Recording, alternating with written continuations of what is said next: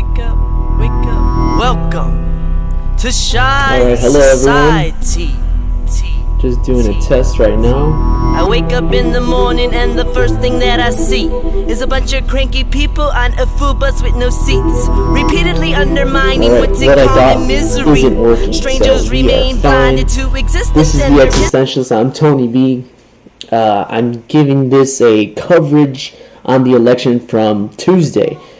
We had our live stream on Tuesday about the elections, and it looked like Trump was actually dominating. He was catching up. He was inching closer and closer to Biden's lead. The gap was closing. And so at the end of our 3-hour live stream, I at least was the pessimist, thinking that Trump was actually going to have his comeback and take the day. I was wrong. You heard it here first. But there's some things that we need to cover about this election, and it's slightly concerning. So while it seems that Joe Biden... Oh, I didn't want to do that. Did I do it? Well, it seems Joe Biden is going to win, and everyone is pretty much convinced at this point. He has the lead in Pennsylvania. He has the lead in he has Michigan and Wisconsin, but Pennsylvania looks like he secured it by a couple thousands of votes.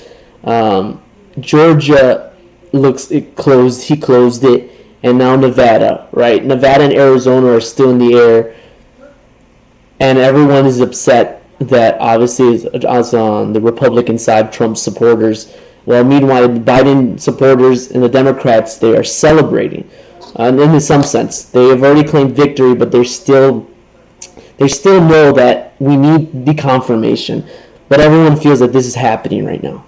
So that's why there's some things you should know about this final conclusion of this election.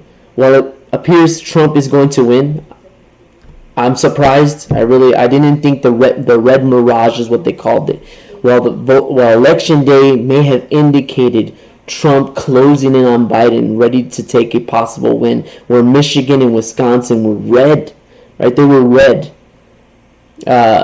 You saw Florida turn red, as predicted. Texas turns red. Nevada hadn't come in yet. Everyone has those memes about Nevada.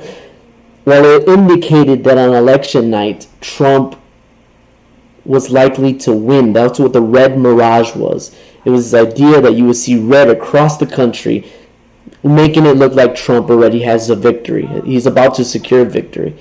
And then the theory goes, under red mirage, the following days, as mail-in ballots fall in to being counted, those votes will lean heavily towards Joe Biden.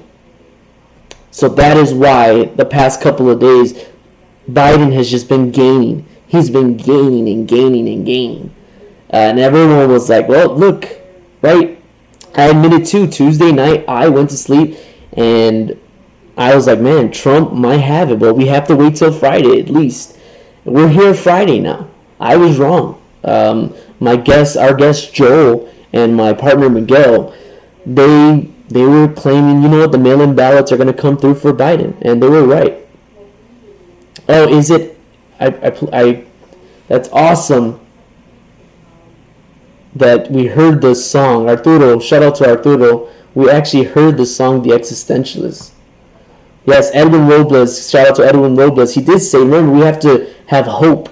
And he was pretty optimistic. I was wrong. We had a day, on an early voting day, I had spoken with Edwin, and I claimed, I still think, well, Biden is likely to get Michigan and Wisconsin. I still think Trump is going to win. Edwin disagreed. Edwin believed that Arizona was definitely Biden, and I doubted that. Edwin was right, and Edwin believed that Biden was going to take the day. And look at him.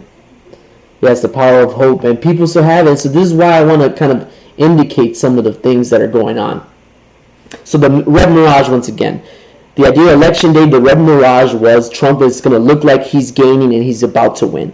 The next couple of days, the red mirage theory said that those early ballots, those mail-in ballots would come in and show that Biden actually won. And this is what's happening.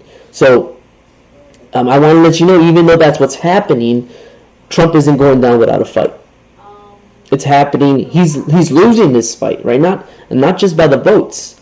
He's losing because he's taking the legal cases to court. But let's look at some of the numbers right now. I want to show you what we got here because you're probably familiar with this at this point. Where are you? I need that. Oh, I see what's happening. Okay. I have to make sure that I pull this up. Here we are. Okay, I don't want to look at that one. Yes, not just yet. Right, here's what we're looking at. Right, we have a 264 lead for Biden. All he needs is Nevada, and he pretty much secures it. But as we see, we can look Pennsylvania, Joe Biden is really only up by 15,000 votes or so. It's not huge. 98% reporting. Trump can possibly close this. I haven't looked directly into what counties still need to be counted for, but since Pennsylvania hasn't been fully claimed yet, this 2% that still needs to come in can help Donald Trump. This is my opinion, not as some expert. But it looks like since they haven't called it, that 2% may be a significant amount of the vote that can lean back towards Trump. So Trump can possibly still take Pennsylvania. But even if Trump took Pennsylvania, if Joe Biden won Pennsylvania, it's over. But there's 80%. Everyone knows the memes on Nevada. Nevada's taking its time. I would figure it, but I think Las Vegas is one of them that they're waiting on. But here Joe Biden has a larger lead at the moment. So there is no real significant difference where there can be a call for a recount. At least, no, there's no call for a recount at this point. At least it doesn't look like it. It looks like Joe's going to get Nevada, and this means he secures the win as long as everything else is in place, like Wisconsin and Michigan. If those stay in place, because he's been given those victories already, Nevada will top him off. But let's say with that Nevada 13%, Trump can come back. And if Biden loses Nevada, he could possibly lose Pennsylvania, and he could possibly lose Georgia. So I want you to notice something. While in Nevada, the gap, 49.7 between 48.1%, that's a really small, that's a small percent, but it's not too small where a candidate has a right to call for a recount to the vote. But here in Georgia and Pennsylvania, you see it's 0.1%. Trump has a right to call a recall if it stays under a certain margin. Pennsylvania, the same thing, 0.2%. And then Wisconsin actually falls under that same threshold. Wisconsin is under 1%. It's at a 0.7%. This can vote for a recall. 20,000 votes isn't that much, and Trump has a case to make for these recalls. But I just want to show you those things because this is what's happening with Georgia and Pennsylvania. And Wisconsin's already been claimed, but Trump has validity to challenge that. If he has a chance to actually win. So if he takes Pennsylvania and Georgia and all he needs is Wisconsin, and imagine Arizona comes back with its 90% reporting. Everyone's mad on Fox News, and the conservatives are mad that Fox News called Arizona early. But Trump can, if those small percentages change the game around, Trump gets a recount of Wisconsin, they find some irregularities, which I doubt, Trump can come back. Now this is just all in theory, that situation that can play out. It looks like Biden's going to win, but those small probabilities matter. I think it's important to recognize those things. So that's when I want to get into those kind of situations about the recount. Right. So here we have Wisconsin. According to USA Today, let me zoom in there for you. Associated Press declared Biden the winner. Right. 99% of the votes counted. under 1% difference. If the race stays within 1% point, the losing candidate can force a recount. If the margin is larger than that, there's no chance for one. Before any decision could be made on a recount, the official results need to be finalized over the coming weeks. So we even if Trump is entitled to a recount, the official results need to be finalized over the coming weeks. So what that means is, let's just say Trump actually gets a recount in Georgia, Pennsylvania, Wisconsin. This one will still take weeks to confirm that a recount is allowed. So we might not have a confirmation of the election by the end of this weekend or even today. We might not, but I'm hoping that I look on the news and I go back to this page and I see that this says 270. But we might not know because Trump is not going out without a fight. It really depends. Like if Nevada closes, there's an opportunity that it's just over. But let's look at Pennsylvania. Look, Biden was leading Trump in Pennsylvania for 49.5%. Okay. 98% of the votes counted. Look at that. Yep, that 2% matters. An automatic recount in the state would only be triggered if the margin is 0.5% or less of the total votes cast. 0.5%. There's only a 0.2%. Trump triggers an automatic recount in Pennsylvania. But remember that 2% needs to come in, and even if the 2% comes in, it still seems like there will still be an automatic recount. I could be wrong about these numbers.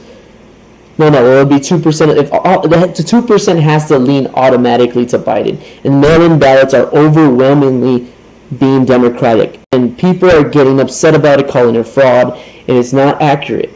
I don't seem accurate. Of course, the mail-in ballots are likely to lean towards Joe Biden.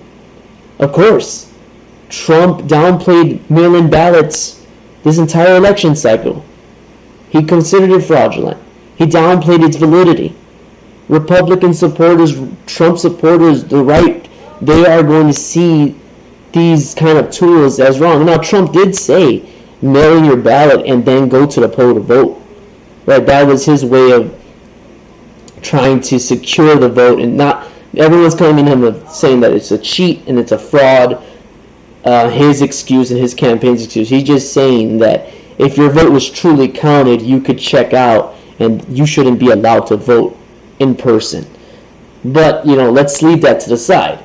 2% mail-in votes are likely to give Biden that win. It seems like Biden is taking the day. But so long as there is a 0.5% difference, 0.5%, that's all, it triggers an automatic recount. And recount rules require county election officials to use tabulators of different type than that use an election or to count paper ballots by hand. The recount must begin by November 18th and be finished by November 24th. So this recount, if Biden is not declared ultimate victor, and even if he is, Trump's going to want this recount. I can see him going without a fight. He's not going to go down without a fight. That's just my point. I'm predicting this. We might not know Pennsylvania's actual results. Pennsylvania having 20 electoral votes, which is a heavy one. We might not have a new president declared or a recurring president until Thanksgiving. We might not know till Thanksgiving. If Pennsylvania was that predictor, right? Pennsylvania has to be that ultimate predictor. And now, North Carolina, let's look at North Carolina. I forgot about North Carolina. North Carolina is likely going to lean red. I think Donald Trump is taking it. And the difference isn't too wide. But it isn't small enough to be significant. Trump has Biden by more than 1% already. Let's see what it says by USA Today. North Carolina doesn't have an automatic trigger for a recount. Campaigns can request a recount and the margin is 0.5%. North Carolina is going to Trump. That's just it. I'm going to leave it at that. For Nevada, What did we see for Nevada? 87%. So Joe Biden has an obvious lead, but it's only about 20,000 vote difference. Right? So that's not everything. And so imagine if Nevada had to go for a recount. That recount has to be certified by November 16th. So that's still 10 days away from today. So Nevada, if it triggered a recount, well, who's to say it will? I think it'll likely, those mail-in ballots are going to lean towards Biden. Michigan, no, Biden took Michigan. There's a large enough difference for no recall. Oh, here's one, Georgia. Georgia seems to be claimed by Biden. Let's look at Georgia. Biden only has a 0.1% lead.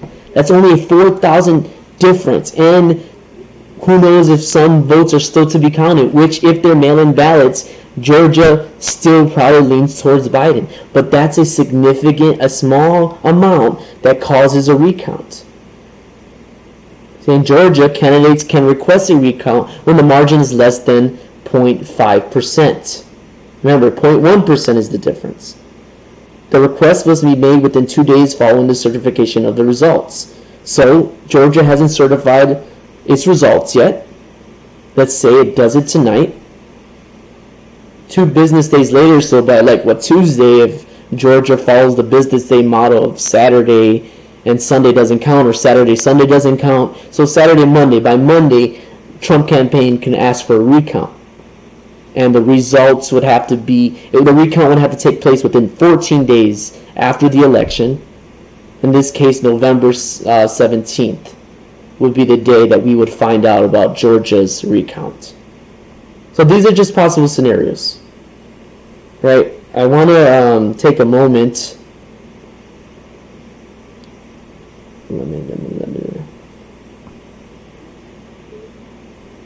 Let me blind this self. Take a moment real quick. See who's on. Larry Dominic gonna win 2022. Suck it. That's Daniel Meade. You're hilarious. I hate you at the same time. He's the one troll I know that I don't want to engage with. No offense, Daniel.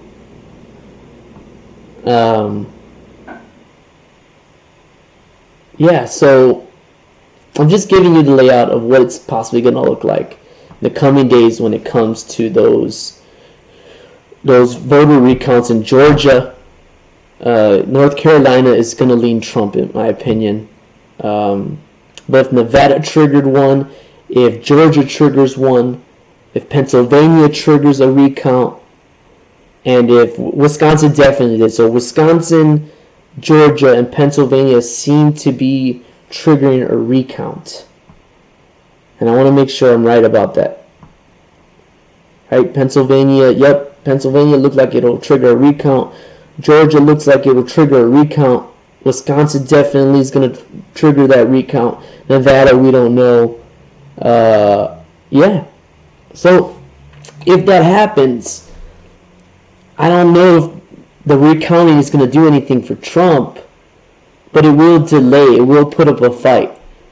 And if anything else comes up in this election, if the Trump campaign can prove that there's actual fraud committed, well then there you go, you're going to have a tide turn, and well, people are going to be declaring Joe Biden the next president, which I said the probability is high. I think it's declared prematurely, but it's declared.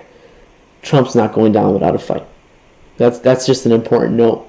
Now, there's another aspect to this besides those recounts. There, of course, are the lawsuits that the Trump campaign is issuing in across the country, in Georgia, for instance. See, states. This is the irony of the Republican Party and the Trump. So what they're doing is the way that the state, let's say the state of Georgia, the way that it's conducting its electoral process, the Trump campaign sees issue with that. They don't like the fact that they're doing it in a way that favors Biden, which is those mail-in ballots. So if you, I'm going to look it up again, but there's a state, I believe it's Georgia, it might be Arizona, but there is a state that accepts ballots until November 6th, as long as they were postmarked before the election or the day of the election. I forget the exact date, but let's just say before the election. So November 2nd, if those mail-in ballots were postmarked, meaning they were sent in and the USPS made contact with it and they delivered it, and it reached the voting polls by November 6th, right, 3 days after the election, that is legal in a certain state. The Trump campaign is challenging those types of instances, saying, and that's why they have this messaging of stop the count, because you are counting illegal ballots. These ballots are illegal. They violate laws of voting laws. They violate people's voting rights. Now, the thing is, there is no federal law that makes this true. States' rights. That's the irony of it. The Republican Party. And I'm not bashing states' rights. There's a larger conversation, but the Republican Party, the right wing, they love to embrace this idea of states' rights, and that was the argument of the Confederacy versus the Union, right? A southern slave territory. They believe the argument was states' rights. Historians say it's slavery. That was the predominant reason for the Civil War. Confederate lovers, they want to say no, it was states' rights, and within states' rights was coupled with slavery. States had the rights that had slavery. That's the ultimate picture of all of it. So people try to dissect it, but let's focus on states' rights, because I don't want to shit on states' rights. I did a double S. The issue there is states have the rights to conduct their election process as they see fit, so long as there's transparency and there's like guidelines that are held up to within that state. Every state differs, but the integrity of the system is supposed to be left to the state. And so what we're saying is we can't trust Democratic counties to do the right thing. But there's no federal law that says you have to do it one way or another. And so Trump's lawsuits are based on challenging the way states do their processes, and that is, according to the Atlantic, not a working strategy for the Trump campaign. This is more political than a victorious legal suit. States have rights. If you wanted to address that, you would have created federal laws. And I'm talking about Republican Party, but their basis and their ideology is states' rights. Don't impose a large government mandate, because regulations suck, right? They don't have it, and it hasn't been advocated for. Of course, voter ID laws is the extent of it, but there's a disagreement because they're states' rights. So there's nothing to do there. But I'll dive in just a second to make sure we understand what the Atlantic is saying. And once again, if you're watching, thank you so much. I appreciate you. Christina, shout out to Christina Sanchez. I don't want to leave anyone out. Make sure you subscribe. I'm going to start creating content again for YouTube exclusively. While I do these live streams, I also want to encourage people, check out the live streams to be more informed on certain topics or challenged on the way we think. That's what the existentialist purpose is, right? For information sharing and for challenging thoughts. I love to engage in conversation, so if I ever post something, Miguel posts something, you disagree with it, engage with us. Subscribe to our YouTube channel, The Existentialist. Comment, like, share this video. Let's start informing people about what's happening, Biden v. Trump, and to clear up any confusion and worries about why Biden isn't the victor just yet, and why Trump is going to put up this fight. This is what's happening before our eyes. Trump is going to go down is not going to go down without a fight. And people might have questions as to what is he doing about that. How is he getting away with that? They should go in and take him out. He's still there, remember, till January. So in January when he steps down, he still has that time to figure out if he could strategize a way to hold power, hold the executive office. But let's just see with that. Okay, so let's follow a couple other things. Let me make sure. Hate being left out. All right, let me pull up this article. Oh, Daniel.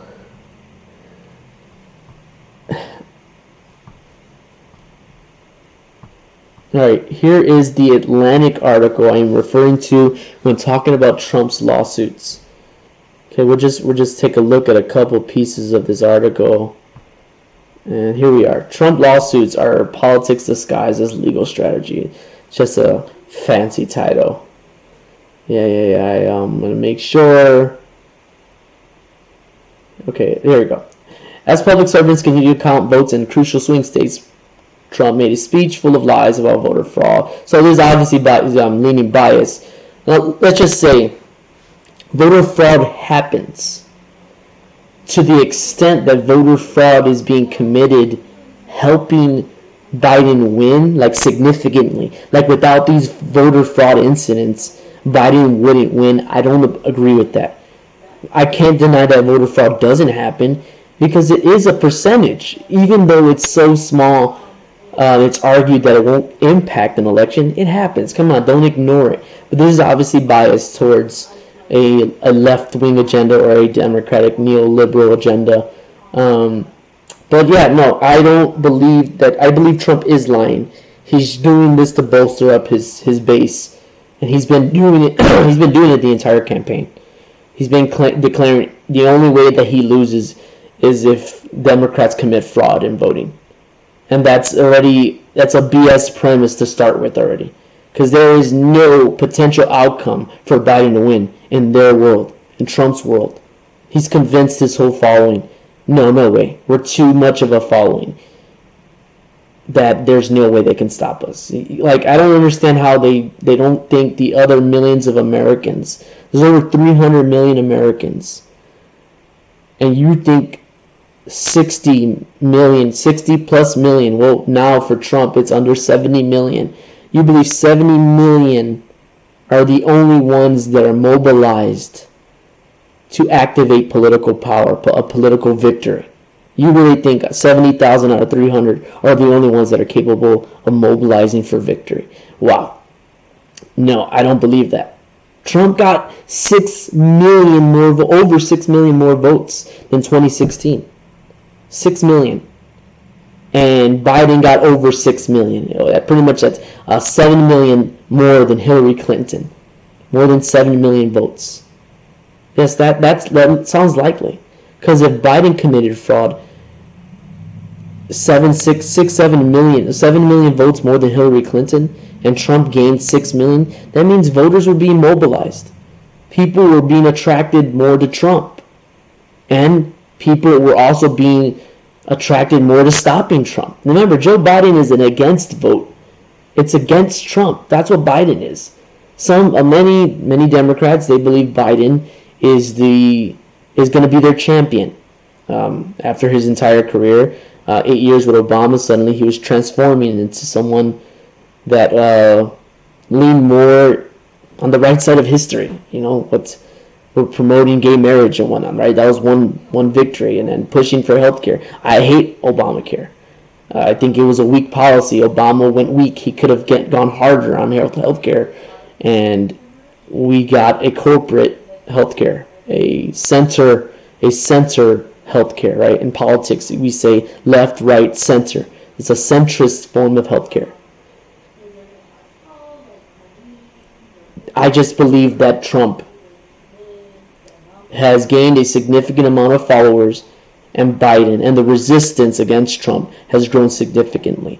I don't believe that this fraud that Trump is claiming is across the board. And if it is, I'll admit I'm wrong. I just don't see it. I'm sorry, my rationality takes me down. While I don't trust Biden, I don't trust the Democrats. This is counting votes. The states have rights. And those leads, and so many other reasons why I don't believe it. I mean, come on. I haven't even gone into the important part I want to talk about, which is the Senate and the House of Representatives. The House lost 5-6 seats already. The Democrats, they lost 6 seats, 6 seats in the House, I believe. Republicans gained 6 seats. Well, the Democrats are going to hold the House. They might have lost seats. They may have lost their majority a little slightly, right? They had a big majority. And now they lose some seats? Like, come on. They're likely going to keep a majority, but they lost seats. There's about 31 seats still up in the air. And while Democrats lead, those 30 seats can turn the tide. I think they're going to turn towards... You know what? Let me bring it up because I'm talking about it. We're talking about fraud. Look at this. 212 to 194. The Democrats need 6 more seats for a majority. They're going to get the majority. I can't... Look, right. 31 seats left. Out of 31, all they need is 6. They're going to get a majority. I'm taking that from up here. 406 of 35 up for election. Oh, that's not including everything. But still, not out of 35, 31. But they need 6 more to claim an automatic majority. So as soon as they cross this little threshold, the Republicans can inch in and inch in all they want. Democrats hold the lead. But still, fraud caused the Republican Party to gain 5 House seats. Oh, an independent loss to the Republican. Democrats apparently lost 4 seats. Maybe the Democrats make up for that loss. But the fraud would indicate that there would be a big sweep. Okay, maybe the House isn't the go-to place. What about the Senate?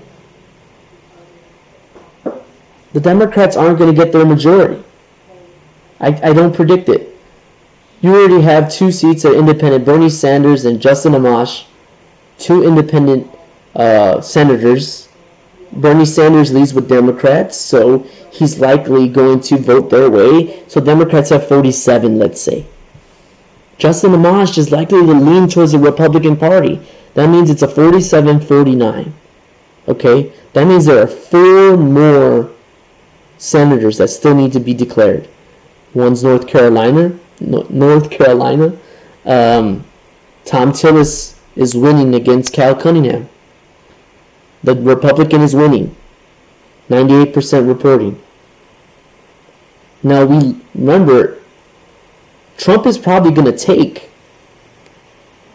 North Carolina from Biden. Well, not from Biden, because I think Trump already has it locked.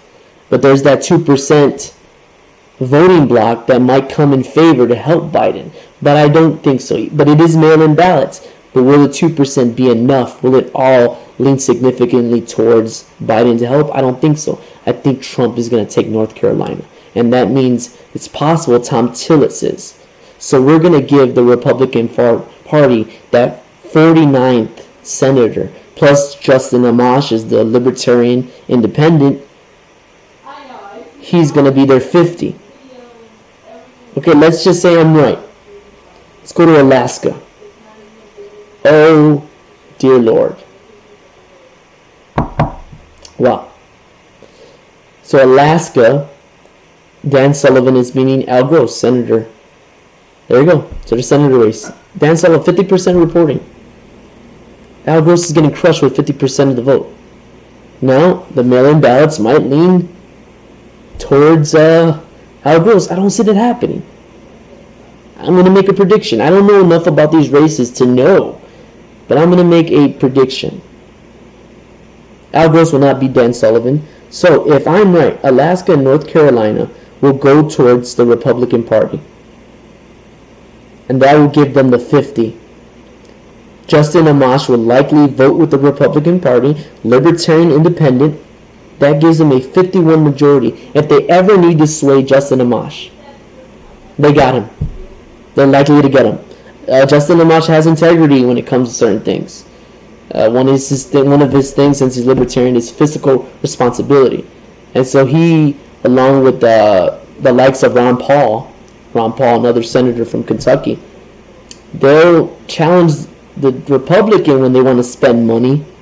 Like, right? Republican Party is supposed to be about small government and the deficit hawks. They're supposed to try to lower the deficit. But they do challenge the Republican Party on spending. So it's likely they're going to challenge the Democrats on spending. And we know the Democrats want to invest, right, and prepare their own agenda. Biden already set his proposals on the plate. So Amash is likely to vote with the Republican Party. That's already a 51 majority for anything that seems maybe too radical or too bold, too progressive. We have a Senate problem. If fraud was committed, if voter fraud was committed at a mass scale to help Biden win, wouldn't it be done to help the Democratic Party to gain the Senate instead of losing it? Well, not losing, but never regaining it. And okay, now we get to Georgia. I predict North Carolina and Alaska going towards the Republican Party, given the 50 senators. And let's say Georgia, there are actually 2 seats for senators. 2 of them. You see, one's going to be a runoff. The other one, one runoff election. So Georgia's likely to get. I hate Georgia. Georgia's really upsetting. I don't understand it. Let's look at what Georgia says, because it was you literally have to click on Georgia to see what's going on there. Here it is. There's a runoff election scheduled in Georgia, 98%. So that'll be the first couple of candidates.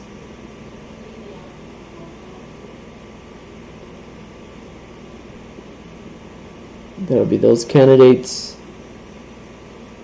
So many people for running for these 2 seats. Yeah, too many names. Yeah, no wonder Georgia has that issue. But it's good. Good for democracy. Good for the republic. Georgia has 2 seats. If, which I doubt, Georgia's 2 seats, because Georgia helped push Biden, which it's still close, it could be a recount in Georgia, but because it helped push Biden, Georgia will give 2 senators, maybe, to the Democratic Party, giving the Democrats 49, or 48 plus Bernie Sanders, an independent. That'll be 49 versus 51. The Republicans still hold a majority in the Senate. Fraud couldn't get the Democrats the Senate. And it caused them to lose 4 seats in the House. That for me, it's not it's not a clean line to connect. But for me, that's proof enough. Like, come on, I think if the Democrats were going to pull off fraud, why would they shoot themselves in the foot? Well, it's possible that Joe Biden doesn't want to get things done. And we have to deal with another 4 years of government that doesn't do anything bold enough. And they follow the same kind of economic policies that have always existed, the neoliberal policies of very little regulation and allowing an oligarchic rule, right? The wealthy and the donor class, those that have significantly way more power than working class people. Their wallet can crush your dissent in seconds. I'm sorry that I went on, but that was about voter fraud. That's why I don't believe it. But Trump is claiming it. I believe fraud is real, but I don't think it's real enough to cause the election to be taken by Biden. If I'm wrong, prove it, and you can't convince me if the facts show that. So, I want to keep going with the Atlantic pretty much about some of these suits he has.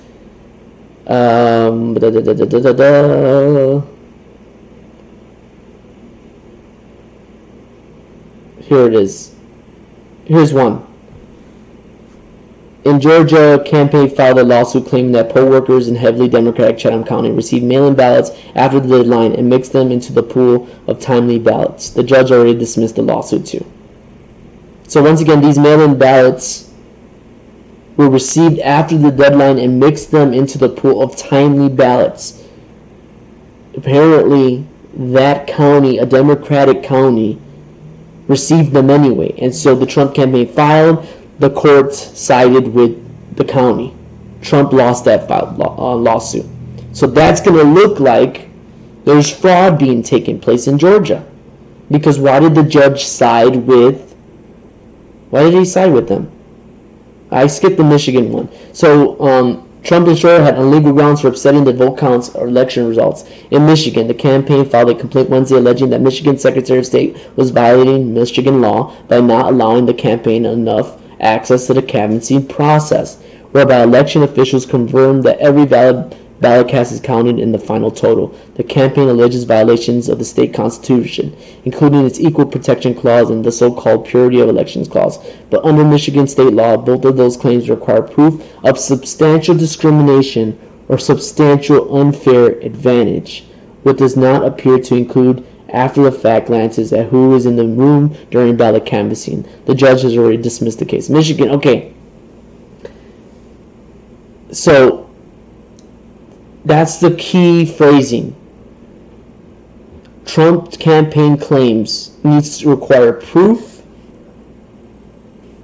Let's zoom in there a little. Sorry about that.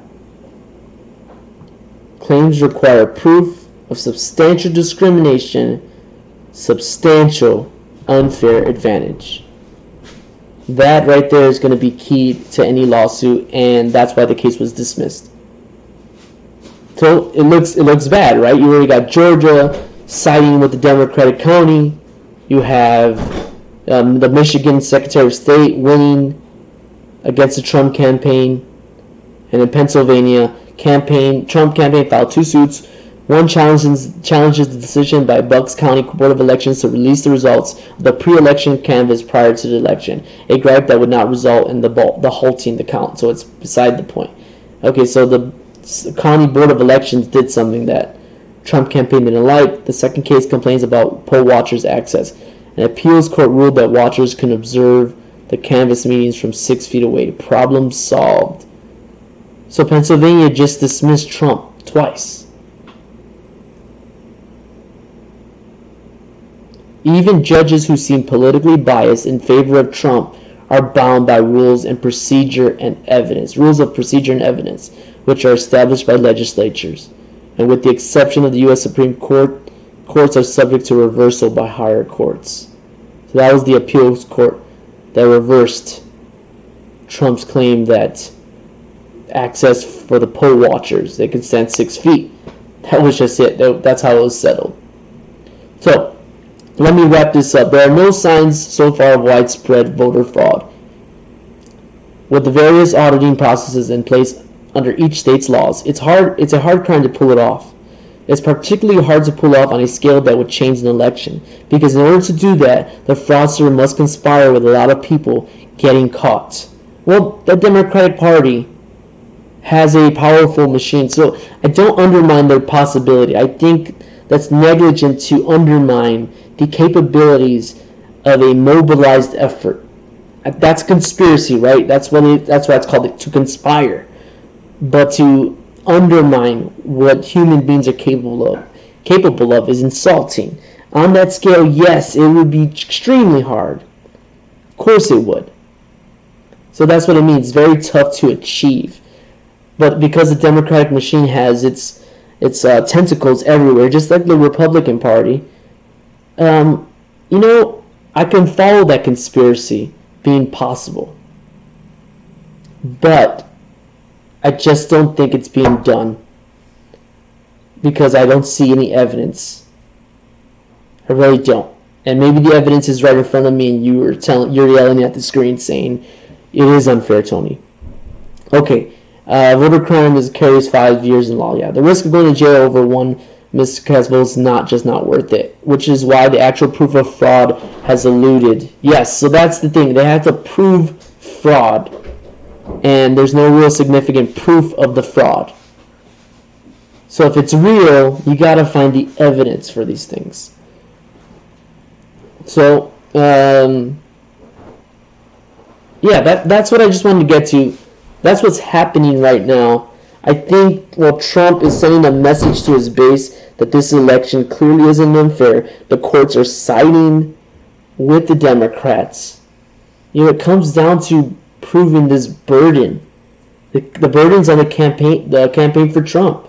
They have to prove the burden that something malicious is going on here. And even, let's say you go to no, we're just going to leave it at that, because that was good. Okay, let's bring it back. Let's recapture ourselves, right? Because I've been going on for a while, and I wanted to bring this to your attention, what Trump is talking about. His campaign, they're mad at Fox News. The campaign's mad. President Trump called Rupert Murdoch. He's the pretty much the big boss at Fox News, and he yelled at him because Fox News called Arizona for Biden prematurely, with only 90% of the votes in. I think it was sooner than 90% of the votes in for Arizona, and Arizona was called for Biden. I think it was like 50%. So it upset conservatives. It pissed off Donald Trump. But apparently Fox News has been working with this data specialist for quite some time, during the Obama era. I'm not sure if even in Bush's era, but that's what it was talking about. So yeah, everyone is mad about Fox News. Conservatives are mad about them doing that. And let's see. Oh, you know what, Christina? I'm sorry I just got to you. I hope Biden doesn't let us down. Yeah, and that's what's next. That's what I want to talk about next, because I'm going to wrap this up. Before I wrap it up, make sure you subscribe to the Existentialists. Share this video. Inform people about what's going on. Why is this being delayed? When will Biden be declared the victor? And why is it taking so long? Will it take longer? Will it take till Thanksgiving to find out? Let's engage in this conversation. Remember to subscribe to the Existentialists on YouTube, like us on Facebook, follow us, and please make sure to engage in conversation with this. I want to wrap this up to Christina's point. Christina's point is, yes, we hope that Biden does a good job, doesn't let us down. I think he's going to be a bad president on the things that I want. I have my political preferences. I think in a nutshell, he's going to be quite average, but he's going to lean in a progressive way that can make room for improvement. So there's some things I disagree with Biden. For me, I think guns is a big thing that you lose a lot of gun rights advocates. No matter what you do, though, you're going to be considered a boogeyman if you're the Democratic Party. But there is some issues with that. I'm going to cover a video on gun rights. Healthcare, a public option's good. But for me, that's not going to be a win for me. I want universal healthcare, Medicare for all kind of system, or something better. But a public option, not good enough. But it's something. So that's a good improvement. But for me, it's not enough. Hope I'm not getting picky. Marijuana, you got to legalize marijuana. He's not a win for me on marijuana. But decriminalizing, it's a good step forward. Definitely a great step forward. So see, significant steps. That's the thing about Joe Biden and establishment Democrats, centrist Democrats, neoliberal Democrats. These Democrats are incrementalists. They like taking incremental steps. It's like that experiment of saying, let's just tweak this variable a little and let's appease the populace. Let's appease them. But that goes to show that those incremental steps are the way our democracy has worked for such time, because there's so much disagreement across the aisle. So he will do good things, but to my preference, he won't be the best. Of course, joining the Paris Climate Agreement, I'm for it. Call it dumb. You buy into the right-wing propaganda. Maybe I'm buying into the left-wing. But the environment is important. Trump says that we lowered emissions. But the Paris Climate Agreement was unfair because China and India weren't paying a fair amount. And they were producing more carbon than the United States in the deal. And that's why we got to work towards helping other countries. Right? Working together, we live on the same planet. The Paris Climate Agreement is a global initiative. It's an attempt to work together. We're supposed to be working towards peace, and the environment is crucial to maintaining peace. Because if the environmental disasters continue because of devastating effects happening to the climate, why wouldn't we try to do something about that collectively? But there's right-wing upset about that. And then, of course, the Iran nuclear deal. That's going to be another win for Biden. Everyone says that Obama gave millions of dollars to Iran. People don't really look into that. That was Iran's money. The United States, I'll get it onto our level. So we understand where we're at. Okay? Simple. Would you want someone messing with your money? And if they mess with your money, like literally cause you not to make money, they hurt your flow of cash, and they can do something to help you get your cash, but they don't do it. They actually make it harder for you to get your cash, and they prevent you from getting your cash. You, as a person, would be mad at that person, and you would have a strife with them. Right? You would be calling them, give me my money, bro. Well, that's what happened between Obama, or the United States, and Iran. Iran's assets were frozen, and Obama pretty much compensated Iran for messing with their money.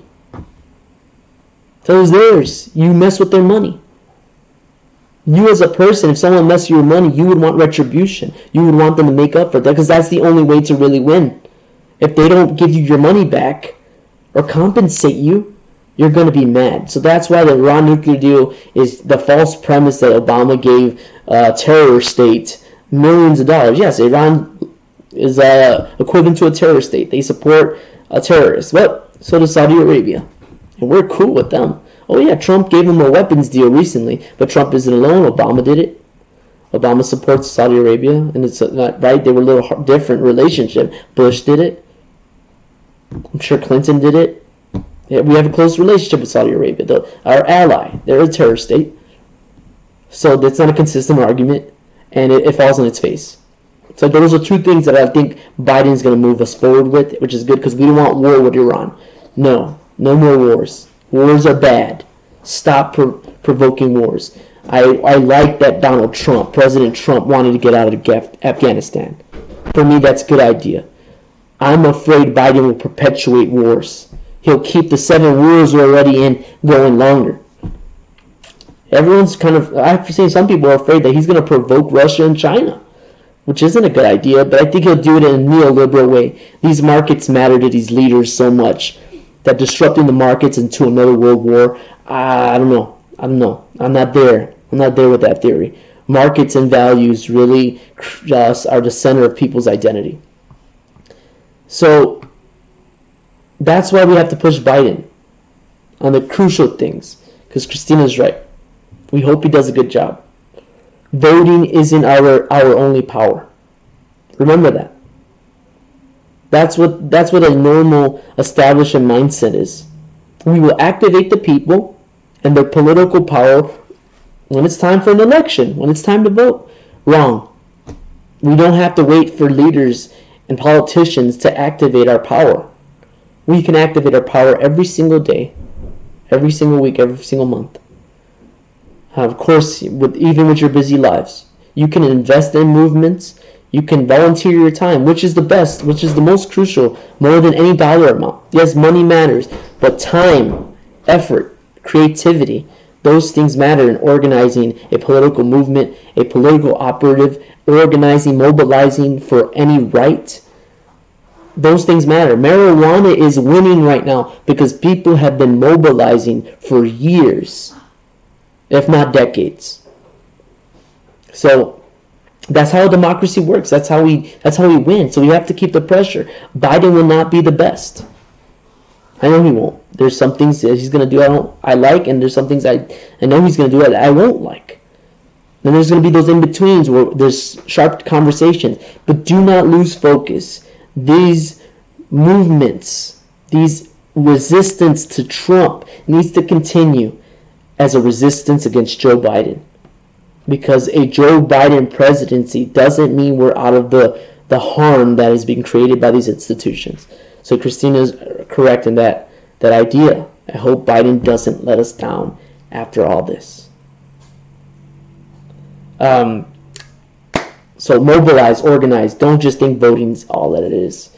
But I am Tony B. This is the Existentialists. Please subscribe to our YouTube channel and make sure to like us on Facebook. Peace.